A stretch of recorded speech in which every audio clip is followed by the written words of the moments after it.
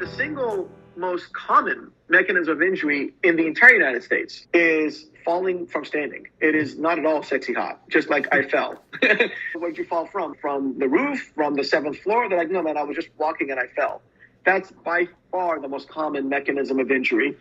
It's so true. Just in the blink of an eye, how things can change. Hi listeners, Aussie Mike here from the Wellness Musketeers podcast. In today's special episode, we're taking you inside the world of trauma care. You'll hear from Dr. Marc Chodos, an orthopedic surgeon, and Dr. Babak Sarani, one of the leading trauma experts in the country. Together they break down what actually happens after a major injury and why trauma isn't just an accident, but something we can often prevent. Whether it's a fall, a crash, or an emergency you hope never happens, this is a powerful conversation that could help you or someone you love stay safer and more informed. Let's get right into it. Hi there, I'm Marc Chodos. Like many people, my first experience with the realm of trauma surgery was through TV. Shows like ER at the time or Grey's Anatomy now paint an exciting, if not eccentric, image of what many people is a foreign world that they will hopefully never have direct experience with. From these shows, most people think of the emergency room as the place where someone goes when they get hurt, and the emergency room doctors as the ones who guide the process. What many people don't understand is that there's an entire system that's evolved with special teams and surgeons who step in after a major injury. For better or worse, that image was only reinforced when I started my third-year surgical rotation during medical school. The chief resident would play Metallica full blast in the operating room as they struggled to save an injured person's life. It was pretty wild and crazy at the time, and over the years, I think I've gained a better understanding for the trauma system and the processes that go into saving someone. It's much more complicated and algorithmic than you would think listening to Metallica in the operating room as a third-year medical student.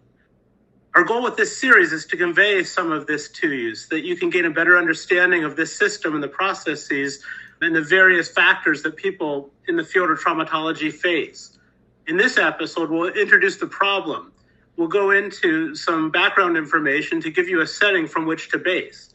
In subsequent episodes, we'll follow a hypothetical you through the trauma system, from pavement to the hospital and beyond. We will meet some of the players in this field, from the EMT to nurses, doctors, and social workers. We'll follow this journey through the rehabilitation and recovery process. After that, we will explore how trauma is handled in other parts of the world.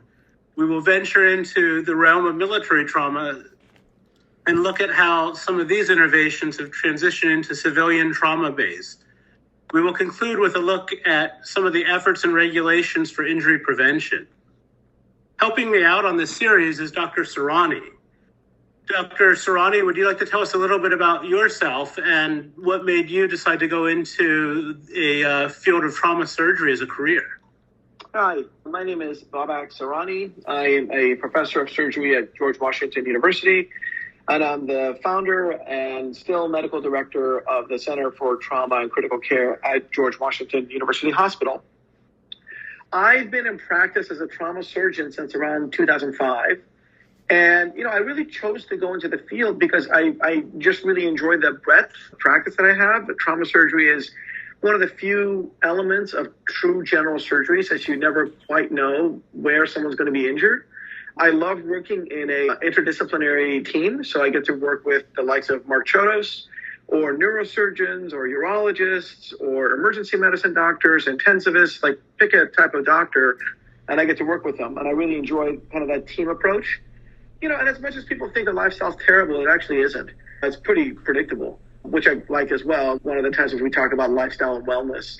So it's just a field that really appeals to me in every aspect, socially, with my colleagues, medically, with the patients I take care of, and then personally in that I have some time that's predictable with my family and my kids. I think trauma, it's very interesting because you watch these TV shows and you don't really think of trauma as as the same way as diabetes or heart disease or someone has appendicitis. But really, in fact, we talk often about trauma as being a disease, not just a random injury or accident. Can you talk to us a little bit about what this concept of trauma as a disease really means? Exactly what you just said. Is we don't like to use the word accident in trauma surgery. That's one of those few forbidden words.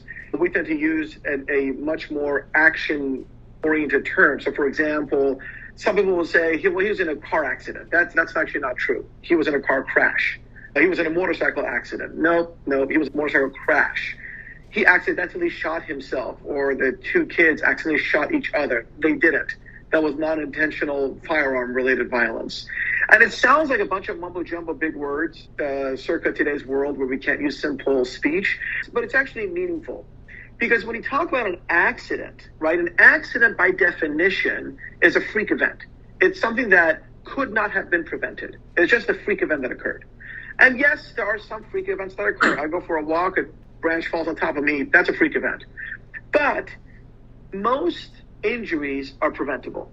So the best example are actually cars.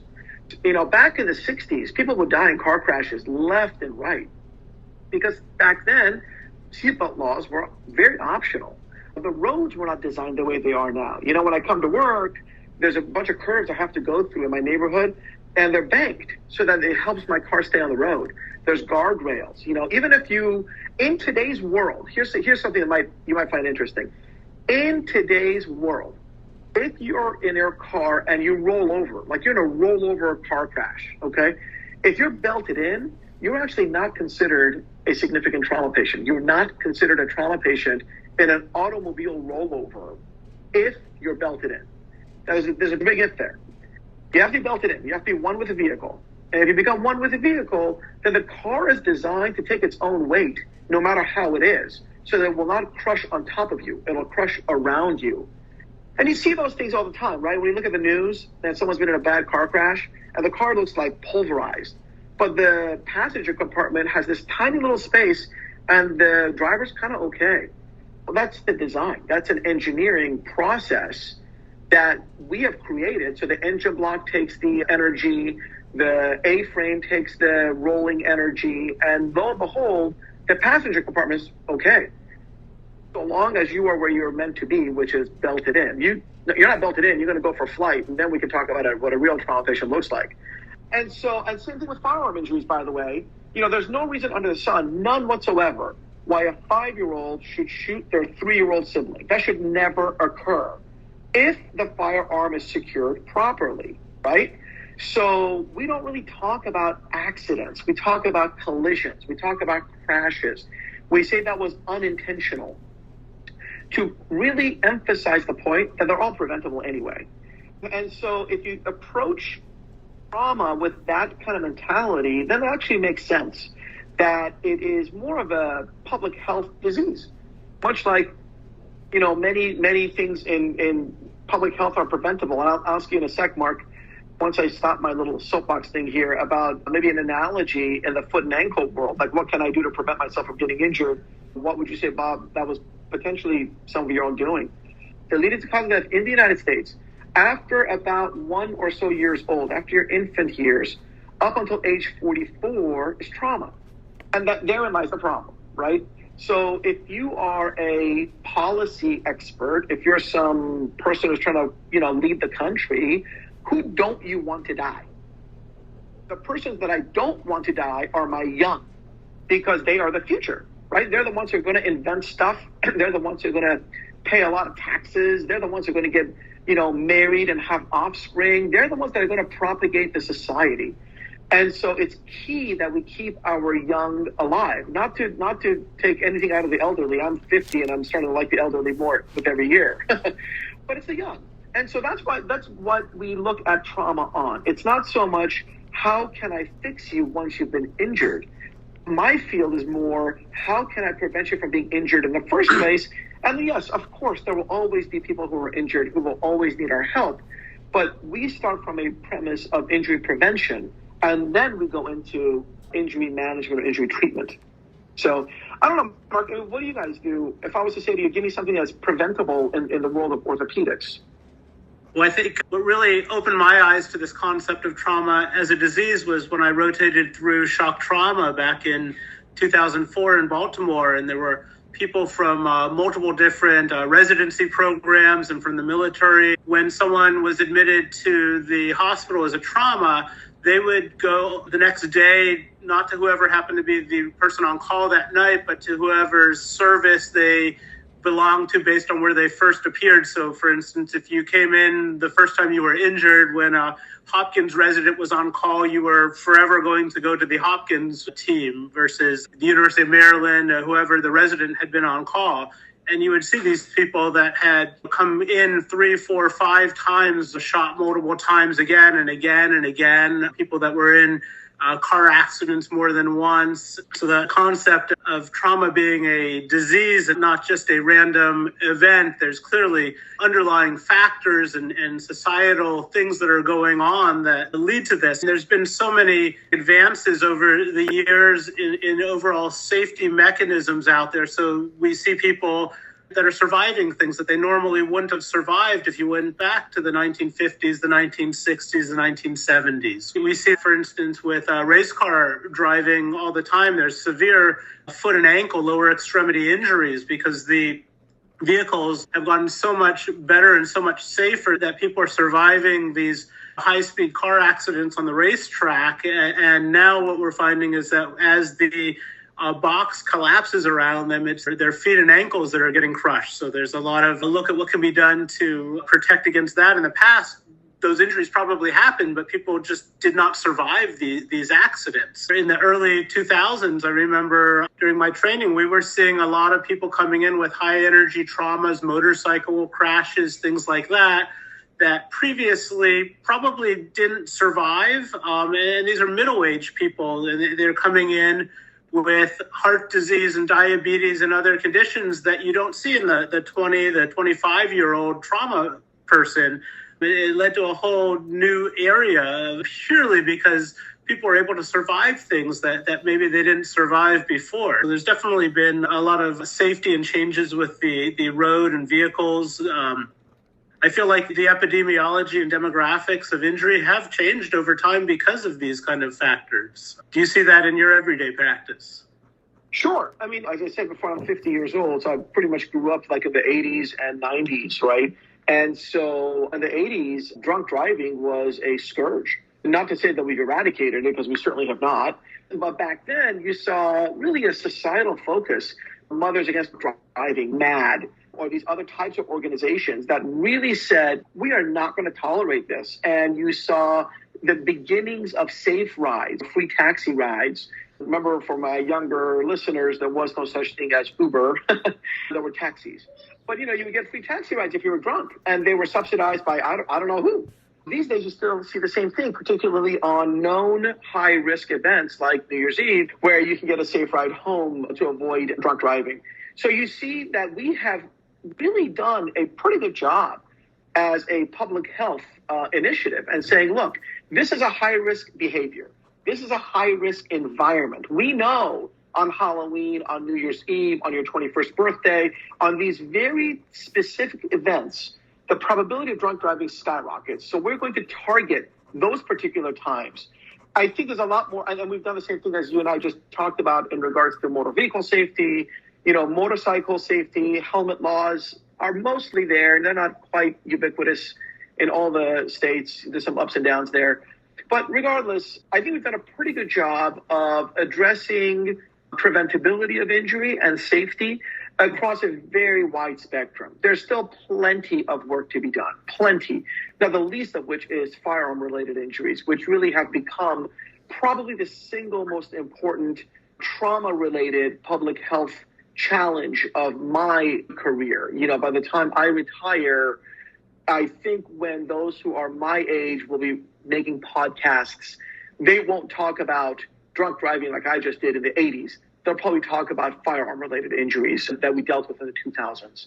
And I certainly hope they'll make a dent there like we did with drunk driving, but we'll see. So that's the answer to your question, Marc, is I've absolutely seen a shift in my practice Do you think there's a different disease in different parts of the country? So, for instance, if you live in the Southwest versus the Northeast versus, somewhere, say, in Florida, do you think that injury and trauma vary around the country a lot, or is it the same general thing throughout the United States? I think it's the same general thing throughout the United States, but they differ based on populace. So, like urban centers, whether you're in Miami, Detroit, Chicago, LA, but if you're in an urban center, you're going to see basically the same type of trauma as you would if you're in a suburban center in those same regions as if you were in a rural center in those regions. You can kind of, to a very large degree, predict. If you're a 20-year-old, isn't such a big deal. Maybe you're a bit inebriated. But if you're 70 years old and on blood thinners, is a major problem. And you could have a severe brain injury and that could cause you to die. So fall from standing, all generations, all people, is the most common mechanism. But if I was to bring it down and you said to me, that's a 25-year-old, I'd say he's either been shot or was involved in a car crash.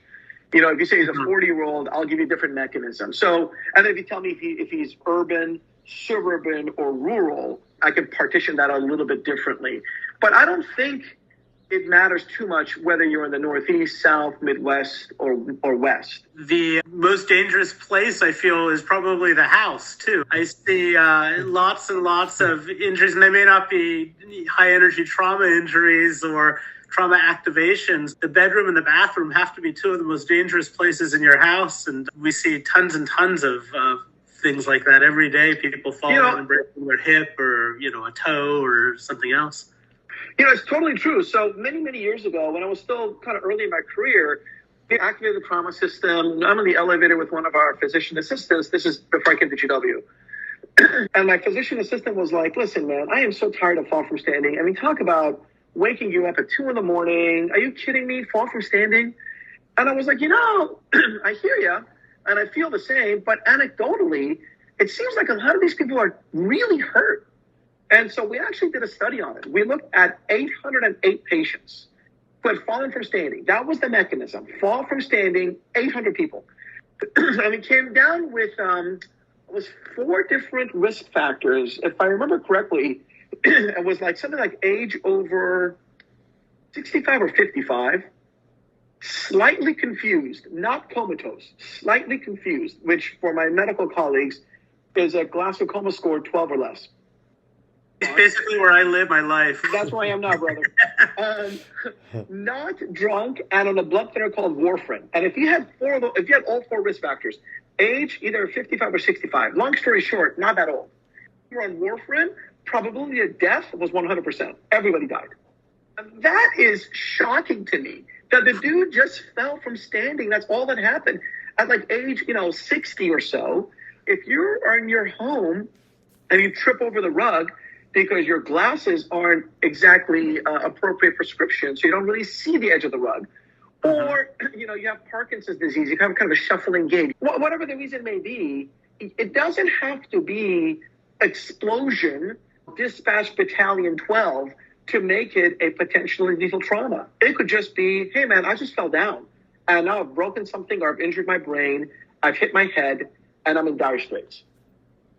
I think that's really important, too, is the recognition of what counts as a trauma. It was a medical school that was in a car accident in a parking structure. The car accident was really that they had a heart attack and ended up hitting holes that were coming out of the parking structure. It was like a big red herring before someone realized why this person was comatose and what was going on. They actually had a heart attack and came in as a trauma. Because the paramedics will tell us a lot of times, hey, this is a 55-year-old individual in a car crash, but you know what?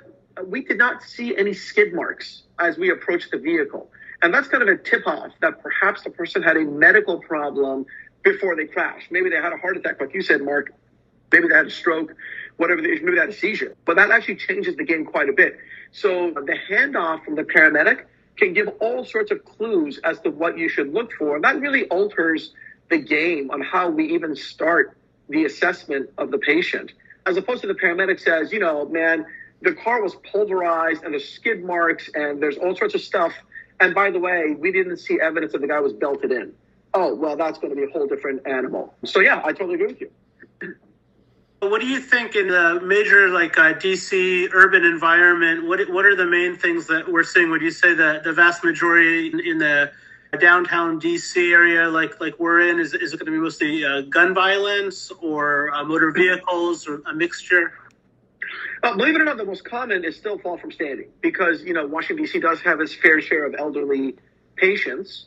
But so it's fall from standing, all comers. Having said that, there's unfortunately a rising incidence of firearm-related injuries, gun violence in the district, just as there is, by the way, in every major city in the country as we speak in 2022. So we've seen a significant uptick in firearm-related injuries that Marc and I actually published an article on post-COVID, pre-COVID-19. What we don't see in the District of Columbia, within the district itself, very much, is high-speed vehicular trauma, right? So there's nobody in the District of Columbia that's going like 70 miles an hour because it's urban. The streets are not set up for that. So once in a blue moon, you might get a high-speed vehicle, but not commonly. Those types of injuries we are seeing more in the suburban trauma centers that are flanked by highways. If you're on I-66 around Washington, D.C., or to anybody in California, I-5, I-80, anything to that effect, man, now you're talking about speeds of 70 to 100 miles an hour. And that's very different than what you would see in an urban setting. The other thing that you do see quite a bit in Washington, D.C., as I suspect you do, probably you do in other tourist-type centers, maybe it's Manhattan or Chicago, near the lake or something like that, is auto versus pedestrian. And so a lot of times we see a lot of tourists in Washington, D.C., and they're kind of looking around, checking out the monuments, and whether the driver is doing the same thing, checking out the monuments and hits the pedestrian, or the pedestrian doesn't quite appreciate that the light has changed and ventures into traffic. But we do see a lot of autoped. And to the district government's credit, they've targeted that. Like when I came to Washington, D.C., there was a ton, daily, auto versus pedestrian or auto versus bicyclist. The district government and the Department of Transportation really altered the lanes. They physically changed the streets. And now we've seen a nice drop in auto versus bicyclist. Again, room to go. We're not quite home yet, but it certainly has made it safer.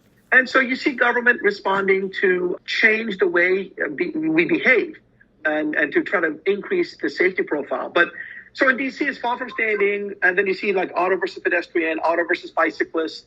And then unfortunately, absolutely, we have seen GW alone has seen a 300% rise in incidents of gun violence when I got here in 2011 as compared to today, the end of 2021. In 10 years, the incidence of penetrating trauma at GW went from about 8 or 10% to our current 25%. So 8 times 3 is 24, close enough. It's amazing how prevalent it is. Do you think there's any role with mental health disease and illness?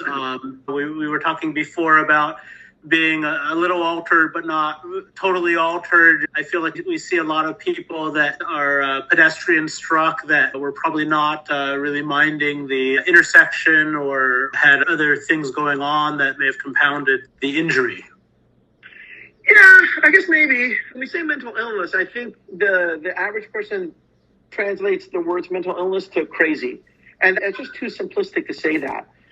So I would not say we have a lot of crazy people being severely injured. I wouldn't say that.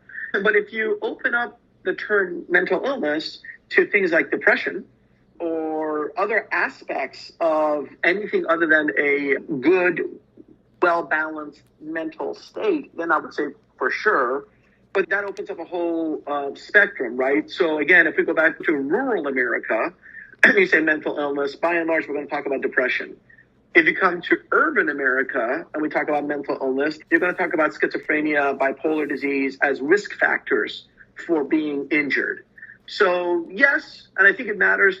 And I think that also then selects out the type of injury you're going to see. And then, I also put things like personality disorders and other aspects of mental illness into the fray when we talk about gun violence. It doesn't have to be just schizophrenia and bipolar disease. And in fact, I'll tell you, almost certainly it's usually not that. I have not treated that many schizophrenics who shot somebody. I've certainly treated many people who've had personality disorders and anger management disorders and onto themselves carry a lot of post-traumatic stress from issues in their life, socioeconomics, upbringing, things like that, that then unfortunately translates over to violence. Being around the holidays right now, I feel like every year, this time of year, we get people jumping off the freeway overpasses and such. One of the interesting things in the DC area is that there's a cap on the height of the buildings, which I think lends towards more people surviving with really severe injuries, typically multiple orthopedic injuries that we see. Yeah, I hadn't thought of that until recently. And for those who don't live in the district, there is a law in Washington, D.C., which basically limits the height of the building relative to the width of the street.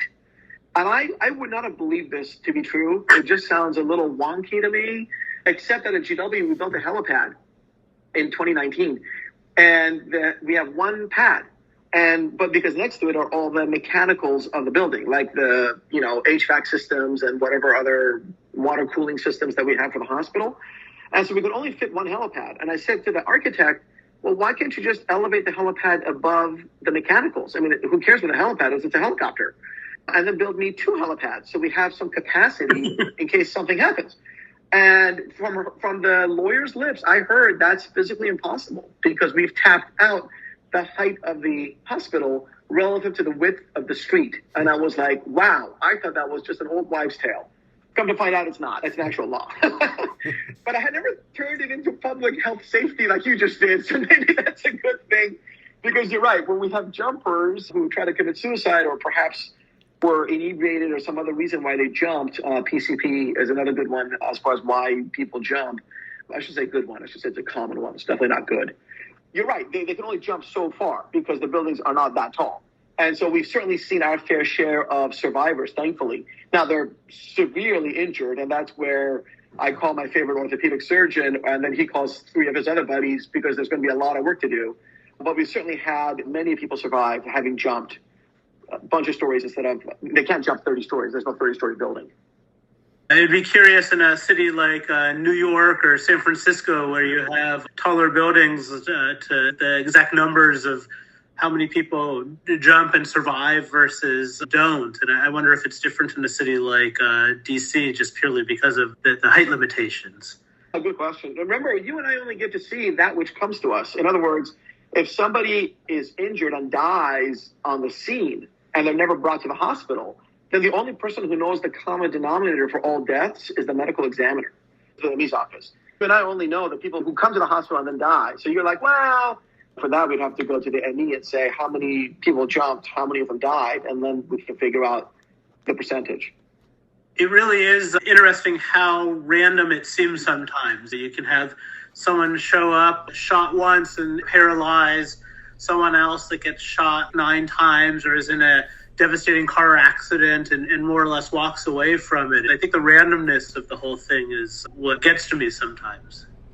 Yeah, I strongly agree. We have a trauma survivors event at GW every year. It's probably my single most favorite event of the entire year. And, there's one area of my little introduction speech that I haven't changed for 10 years now. And it kind of puts things in perspective, which is kind of what you said, Marc. Every day, we all get up. You brush your teeth, you wash your hands, you put on some clothes, you have a bite to eat, and then you start your day. Whatever it is you do.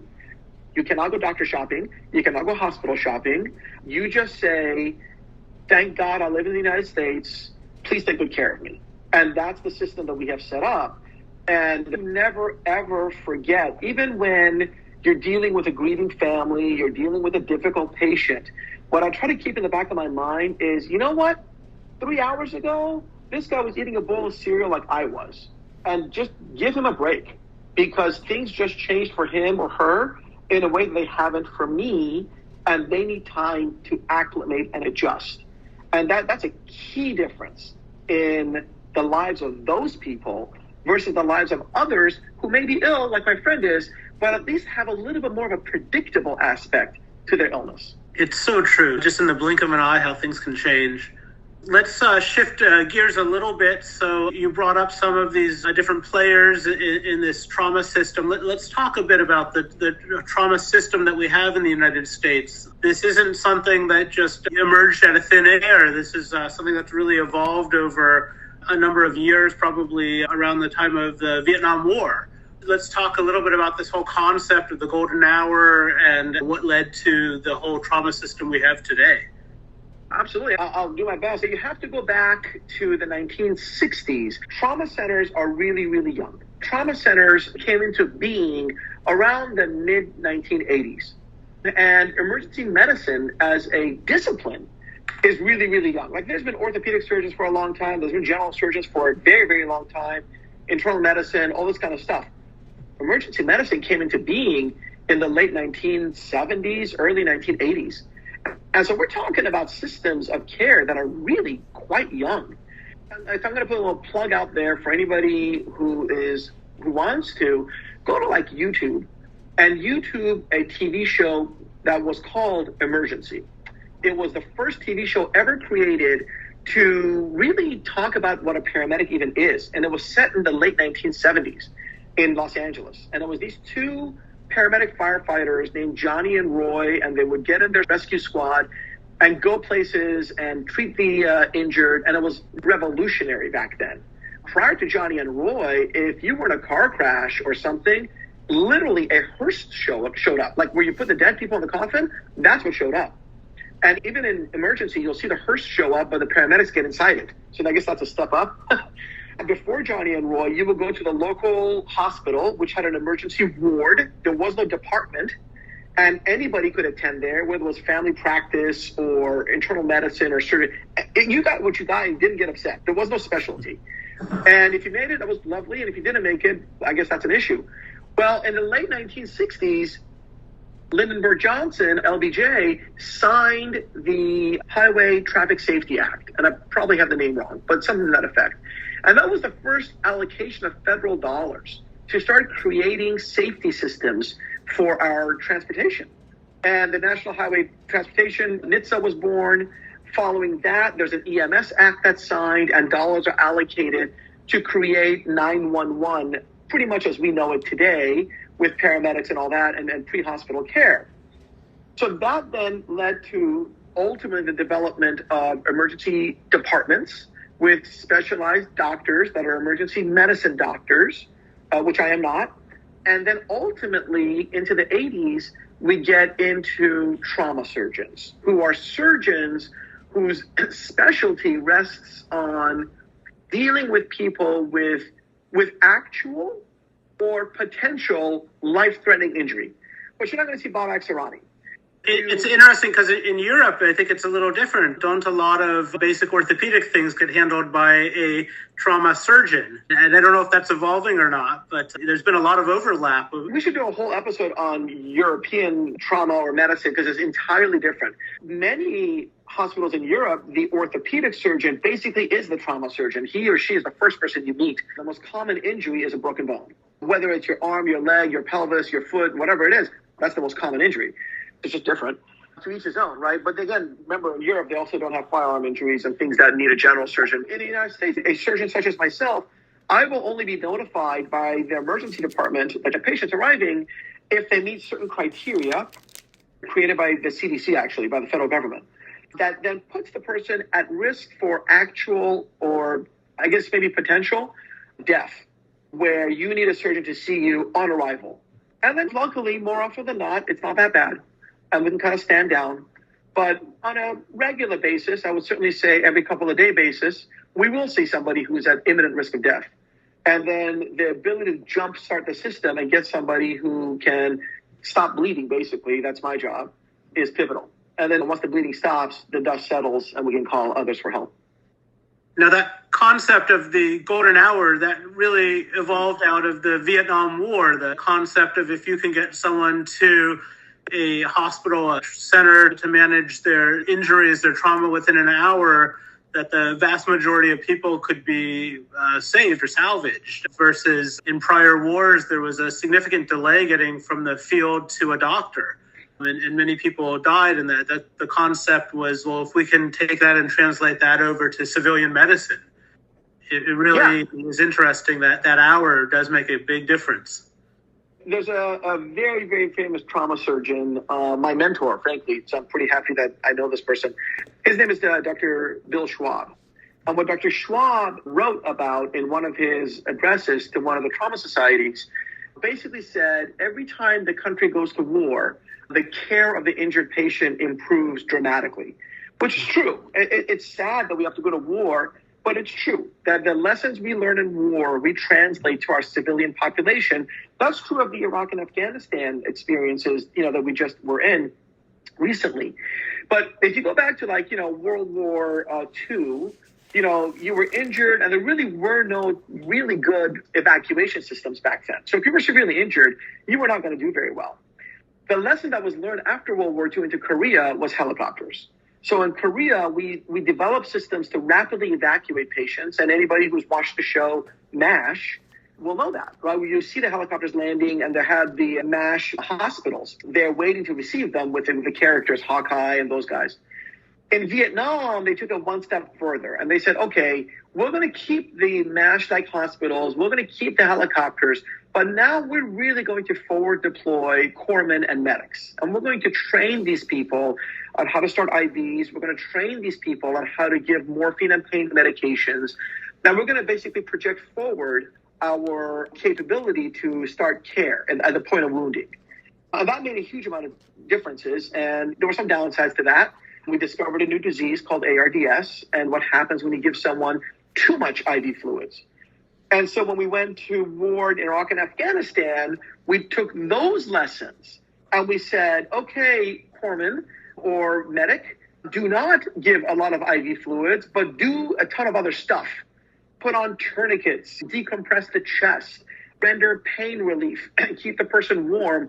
Oh, and by the way, we're going to launch Black Hawks, and no one is going to stay on the battlefield very long when they're injured. We can clear the battlefield and evacuate our wounded.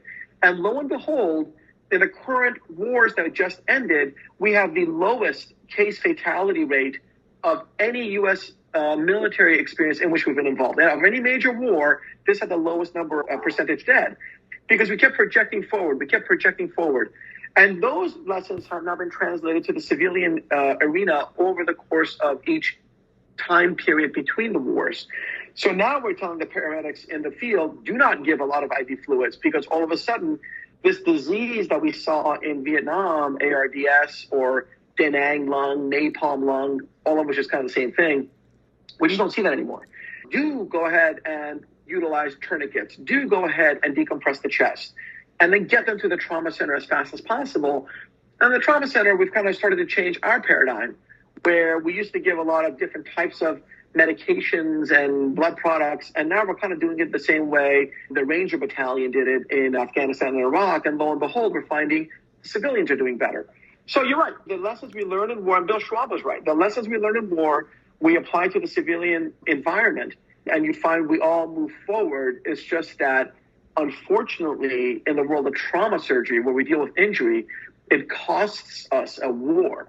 And what weighs heavy in Dr. Schwab's mind, and I know this because I know him personally, and what weighs heavy, I think, in all of our minds, is the cost of that knowledge are the lives of the 19 and 20-year-olds, right? The soldiers, the airmen, the sailors, the Marines. It's amazing how quickly people can be moved around the world. I think back to 2004, we had an injured Marine that showed up at shock trauma 72 hours out of the field with devastating injuries, but just amazing how quickly those lessons get applied to moving people from a car wreck to a trauma center in the U.S. You look up every so often and see a helicopter flying overhead, and you can tell which of these helicopters are the paramedic rescue helicopters. It's unfortunate the way these lessons are learned, but seeing them applied is incredible how it does make such a huge difference. And I think that's going to be a really interesting discussion when we pull in some people from the military to talk about what the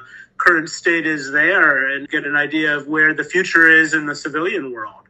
I totally agree with that. When I train nowadays our residents and our fellows, and even when I speak to colleagues outside of the trauma center, as an example, someone may call and say, well, I've got a patient over here in my particular hospital. It's not a trauma center, for example, and this guy is really terribly ill. And I say, well, I'm happy to help you. Send me the patient. And once in a blue moon, you'll get one of these, well, he's too unstable to transport. From the military, we learned he's actually too unstable to stay. There's no such thing as too unstable to transport, because if we can provide outstanding care 37,000 feet between Afghanistan and Landstuhl, Germany, then why can't we do the exact same thing between, say, I don't know, someplace miles from Washington, D.C. on I-66 inbound to D.C., right? So if you can do it in the back of a airlift from Afghanistan to Germany, surely we can do it within the continental United States, and that changes the entire paradigm. And that's kind of my point, is there's no such thing as too unstable to transport. There's only too unstable to stay, so long as you have the infrastructure to transport that person, right? So to your point, Marc, those helicopters basically are flying hospitals. The ambulance that we created is a mobile intensive care unit in every sense of the word. The only thing I cannot do in the back of that ambulance is operate. Shy of that, I can do anything that I can do in the hospital in the back of the ambulance. So what's the problem? I think one of the next steps that it'll be interesting to see from the military perspective, we spend as a society a small fortune. Some of these traumas are probably upwards of $1 million in care. And then the people are discharged from the hospital, and oftentimes to maybe not the best of social situations or recovery situations. And I sometimes shake my head, and you see how much you've invested up front, and then there's just not the resources afterwards. So it'll be interesting to see how the rehabilitation process and what role that plays in the military. And I wonder if that will be kind of the next thing that we see here. You invest all this money, and is it wasted in some ways? It's interesting how that process moving on, I feel like there's a void there that is probably going to be one of the next stages to get addressed.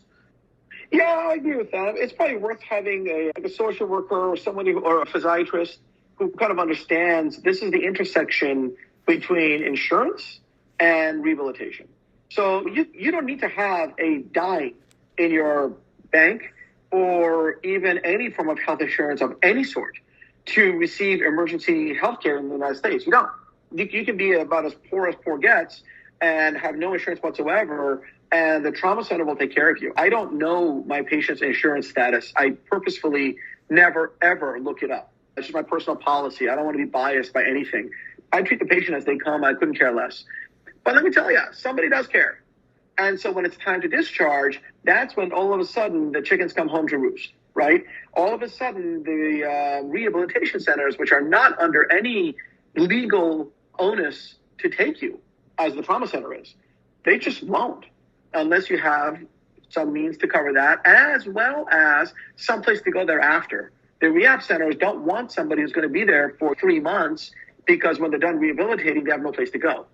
And so you get into this huge crunches of trying to get these people to where they need to be to continue their recovery. Oh, and by the way, open up the bed in the hospital so the next trauma patient has a place to go. So it really becomes a backlog. The whole thing just backs all the way up to the front door of the hospital because there's no throughput on the back end.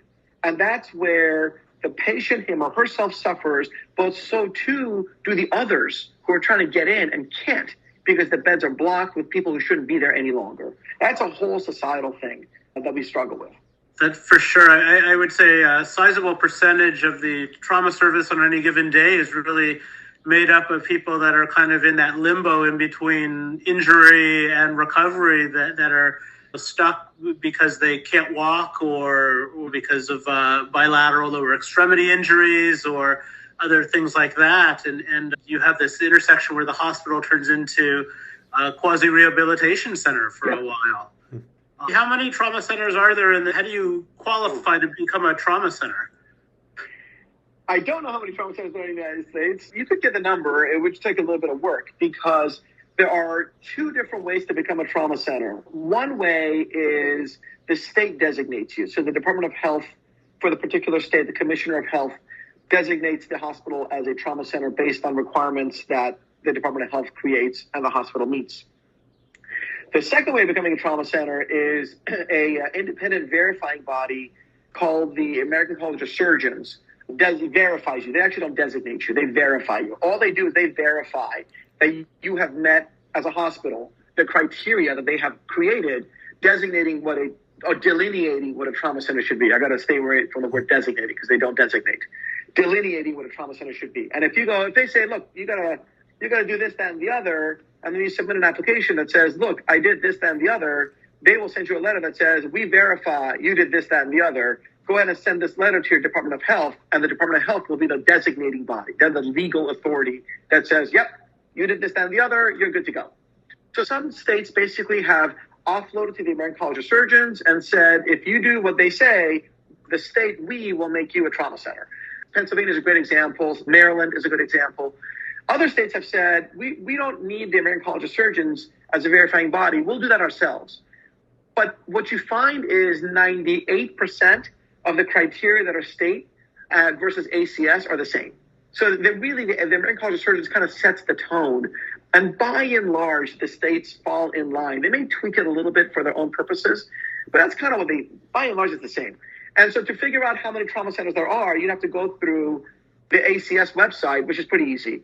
But then you have to go through every state by state to see how many are state designated and then add those in. That would take some time. So I don't really know how many trauma centers there are. Common denominators are going to be full-time trauma coverage 24/7 from a trauma surgeon. It depends on the level of the trauma center. So the trauma centers are designated levels 1, 2, 3, and some places level 4. But most of them levels 1, 2, and 3.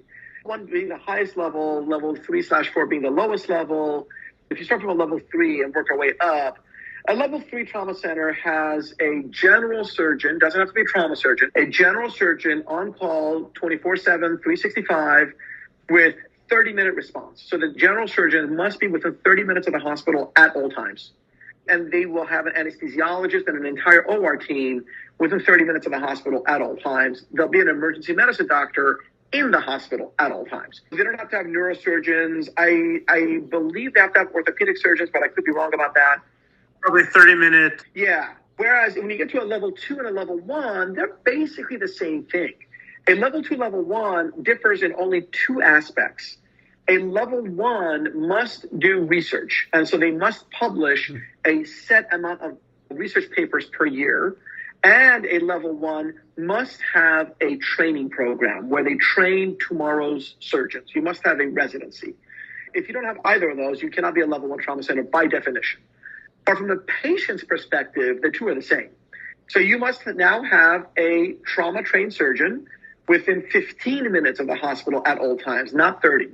So 15 minutes is not exactly a lot of time. If they call you at 2 o'clock in the morning, you need to be physically present at the bedside by 2:15, which means you either live pretty much across the street or you spend the night in the hospital. And most of us spend the night in the hospital. Like I've never actually taken call from home. Every 5th or 6th night, I spend the night in the hospital. Same with anesthesiology. You must be within 15 minutes, OR nursing staff 30 minutes. But now for a level 1, you must have a neurosurgeon on your staff. You must have a trauma-trained orthopedic surgeon on your staff. So with all due respect to my dear co-host, Marc Chodos, who is a foot and ankle guy, and if it's my ankle, Marc's going to be on my short list of people to call. Marc doesn't cut it. We need to have someone who's trauma orthopedic trained, not foot and ankle trained. So you must have cardiac bypass capability, so you can go on a heart-lung machine. So by the time you're a level 1 trauma center, the basic premise is, or level 2 for that matter, level 1 or level 2 trauma center, you can literally take anything that walks through your door, period. There's a carve out for pediatrics. So we are an adult level 1 trauma center. We do no peds whatsoever. There are hospitals that are purely pediatric, such as Chodos National Medical Center in DC. And there are hospitals that are both.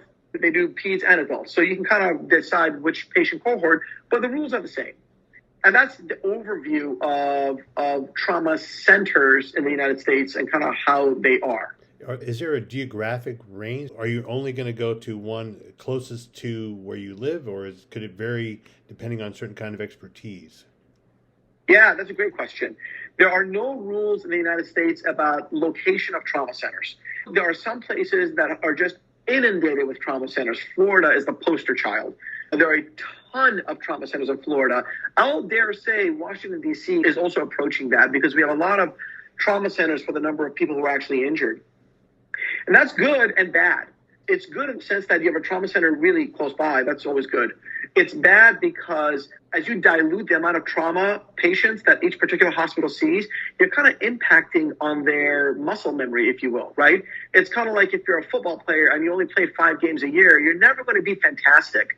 But if you play 20 games a year, you're going to be much, much better.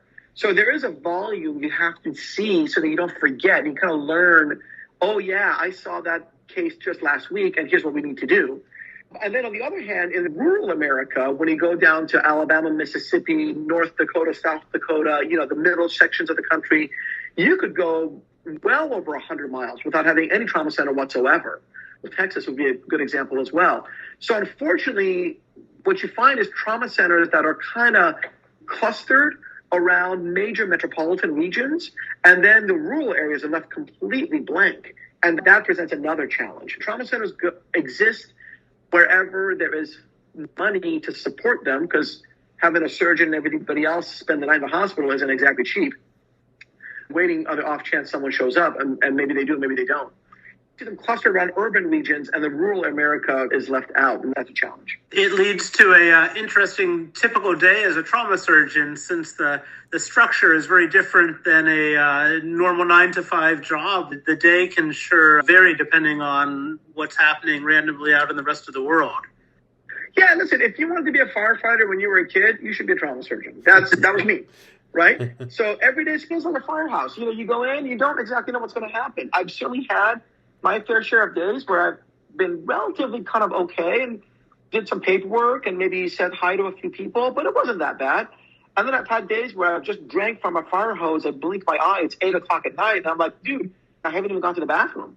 So it just depends. Your day is whatever it's going to be. Every day is Christmas. You never quite know what's going to happen.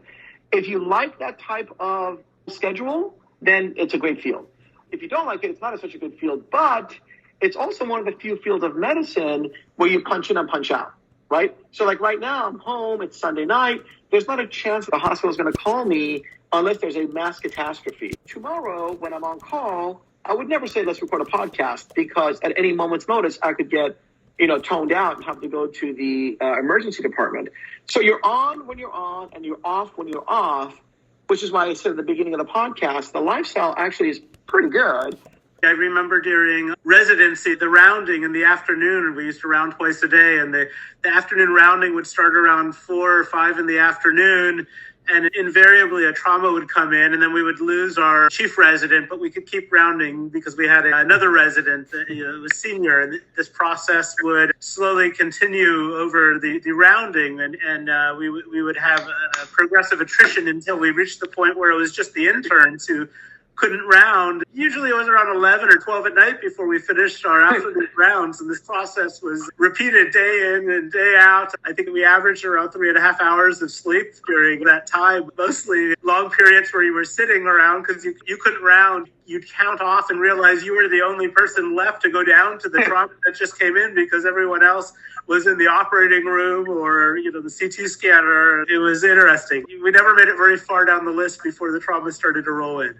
Yeah, unfortunately, the 4:30 in the afternoon trauma activation is a very well-described phenomenon because that's when everyone's driving home, right? And that's someone's going to crash, someone's going to hit someone else. And then just when you thought my day's coming to a close, not quite. Somebody just showed up. It's going to be an hour-and-a-half workup. You're looking at going home at 6 if you're lucky. That is a well-known phenomenon. The weather and holidays and days of the week, it's very dependent on, even though it's random, it's not totally random. That's it for this episode of Wellness Musketeers. Big thanks to Dr. Chodos and Dr. Sarani for sharing such powerful insight into trauma care and prevention. Stay safe, stay curious, and we'll catch you next time.